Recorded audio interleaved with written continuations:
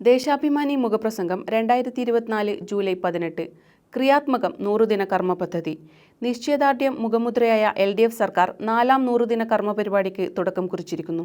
സാമ്പത്തികമായി ഞെരുക്കി സംസ്ഥാനത്തെ ശ്വാസം മുട്ടിക്കുന്ന കേന്ദ്ര സർക്കാരിനെയും വഴിവിട്ട വിമർശനങ്ങളിലൂടെ സർക്കാരിന്റെ വഴിമുടക്കുന്ന UDF BJP മാധ്യമ കൂട്ടായ്മയെയും വകവെക്കാതെ ജനക്ഷേമം മാത്രം ലാക്കാക്കി പ്രവർത്തിക്കുന്ന സർക്കാർ എന്ന് പ്രഖ്യാപിക്കുകയാണ് ഒരിക്കൽ കൂടി പിണറായി സർക്കാർ.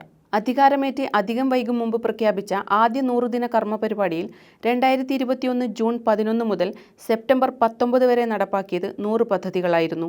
സർക്കാരിന്റെ ആദ്യ വാർഷികത്തോടനുബന്ധിച്ച് 2022 ഫെബ്രുവരി 10 മുതൽ മെയ് 20 വരെ 1557 പദ്ധതികൾ നടപ്പാക്കി 2-ാം 100-ദിന കർമ്മ പദ്ധതി വിജയകരമായി പൂർത്തിയാക്കി.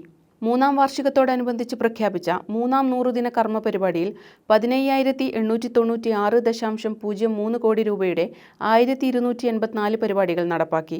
ഇപ്പോൾ 3-ാം വാർഷികത്തോടനുബന്ധിച്ച് പ്രഖ്യാപിച്ച 4-ാം 100-ദിന കർമ്മ പരിപാടി ലക്ഷ്യം വെക്കുന്നത് 13,013 കോടി രൂപയുടെ 1070 പദ്ധതികളാണ്.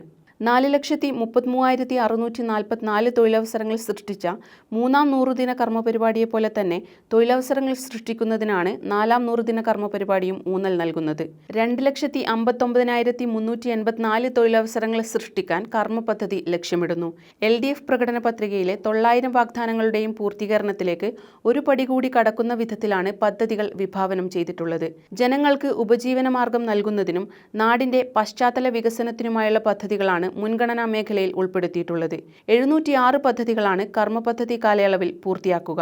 364 പദ്ധതികൾ ആരംഭിക്കുകയും ചെയ്യും. 30,000 പട്ടയങ്ങൾ കൂടി കൈമാറുന്നതോടെ ഒരു പരിധിവരെ കുടിയേറ്റ ഭൂരഹിത ജനങ്ങളുടെ ആശങ്കകൾക്ക് പരിഹാരമാകും. ലൈഫ് പദ്ധതിയിൽ 10,000 വീടുകൾ കൂടി കൈമാറും. ക്ഷേമ പദ്ധതികളിലൂടെ അടിസ്ഥാന ജനവിഭാഗങ്ങൾക്ക് ആശ്രയവും അത്താണിയുമായി വർത്തിക്കുകയും ഒപ്പം വികസന പദ്ധതികളിലൂടെ നാടിനെ ആകെ ക്ഷേമത്തിലേക്ക് നയിക്കുകയും ചെയ്യുകയെന്ന ജനകീയ ദൗത്യം തന്നെയാണ് 4-ാം 100-ദിന കർമ്മ പരിപാടിയിലും നിഴലിക്കുന്നത്.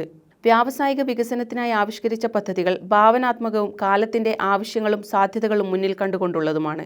ക്യാമ്പസ് വ്യവസായ പാർക്ക് പദ്ധതി, ഒരു തദ്ദേശ സ്വയംഭരണ സ്ഥാപനം, ഒരു ഉൽപ്പന്നം പദ്ധതി എന്നിവ പ്രത്യേകം പരാമർശമർഹിക്കുന്നു. സംസ്ഥാനത്ത് വ്യവസായ നിക്ഷേപത്തിനായുള്ള നിരന്തര ശ്രമങ്ങളുടെ തുടർച്ചയാണ് നിർദ്ദിഷ്ട സംസ്ഥാനതല നിക്ഷേപക സംഗമം. കർമ്മപരിപാടി കാലയളവിൽ ആരംഭിക്കാൻ ഉദ്ദേശിക്കുന്ന സംരംഭക സഭ സാധ്യതകളുടെ വലിയ വാതിൽ തുറക്കുമെന്ന പ്രതീക്ഷയാണുള്ളത്. പൊതുജനാരോഗ്യ കേന്ദ്രങ്ങളുടെ നവീകരണത്തിനും നടത്തിപ്പിനുമായും പോലീസ് സേനയുടെ നവീകരണത്തിനായും കർമ്മ പരിപാടിയിൽ പദ്ധതികൾ ആവിഷ്കരിച്ചിരിക്കുന്നു. നിരവധി പ്രതിസന്ധികൾക്ക് നടുവിൽ നിന്നാണ് LDF സർക്കാർ പ്രവർത്തിക്കുന്നത്. ഫെഡറലിസത്തിന്റെ അടിസ്ഥാന നയങ്ങളെപ്പോലും കാറ്റിൽ പറത്തി സംസ്ഥാനത്തിന്റെ അവകാശങ്ങൾ നിഷേധിക്കുകയാണ് കേന്ദ്ര സർക്കാർ. മതേതരത്വത്തിന്റെ പ്രകാശഗോപുരമായി വർത്തിക്കുന്നതിനാൽ മതതീവ്രവാദത്തിന് വേരൂന്നാൻ കഴിയാത്തതിന്റെ അസഹ്യത അത്രയും കേരളത്തിനുമേൽ ചൊരിയുകയായിരുന്നു മുൻ BJP ഭരണകൂടങ്ങൾ. 3-ാം മോദി ഭരണത്തിലും അതിന് മാറ്റമില്ല.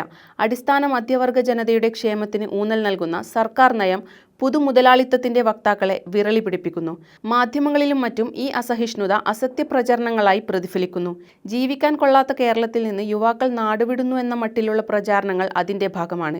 വിജ്ഞാന സമ്പദ് വ്യവസ്ഥയിലൂന്നിയ ജ്ഞാനാധിഷ്ഠിത ക്ഷേമ സമൂഹത്തിലേക്ക് കേരളത്തെ പരിവർത്തിപ്പിക്കുന്നതിന് ഇടതുപക്ഷ സർക്കാർ ആവിഷ്കരിച്ച നവീന പദ്ധതികൾ മാധ്യമങ്ങൾ തമസ്കരിക്കുന്നു. ഇടതുപക്ഷ സർക്കാരിന് നേതൃത്വം നൽകുന്നവരെയും ഭരണമുന്നണി നേതൃത്വത്തെയും വ്യക്തിഹത്യ ചെയ്യുകയും അപഹസിക്കുകയും ചെയ്യുന്നതും അവരുടെ കർമ്മവീര്യം തകർക്കാൻ തന്നെ. ജനങ്ങളെ ഏതു വിധത്തിലും ജനകീയ സർക്കാരിന് എതിരാക്കുക എന്ന ലക്ഷ്യത്തിൽ ആസൂത്രിതമായ പ്രചാരവേലകൾ നടക്കുന്നു. ഒളിഞ്ഞും തെളിഞ്ഞുമുള്ള എല്ലാ ആക്രമണങ്ങളെയും അതിജീവിച്ച് ജനക്ഷേമം ലാക്കാക്കി ചുവടുറപ്പിച്ചു മുന്നേറുന്ന ഇടതുപക്ഷ ജനാധിപത്യ സർക്കാരിന്റെ 4-ാം 100-ദിന കർമ്മ പരിപാടിക്ക് ആശംസകൾ.